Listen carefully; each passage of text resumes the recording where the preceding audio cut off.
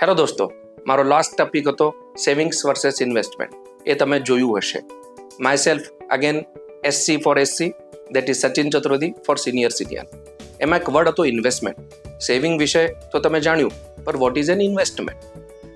જે તમારા બિહાફમાં કમાઈને આપે, દેટ ઇઝ એન ઇન્વેસ્ટમેન્ટ.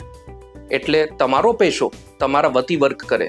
તમારા પાસે તો લિમિટેડ ટાઈમ છે, 24 અવર્સ, બટ તમારો પૈસો તમારા બિહાફમાં કમાવે એવા 3 સાધનો છે. One is equity, that is share market. Second is metal, that is gold and silver.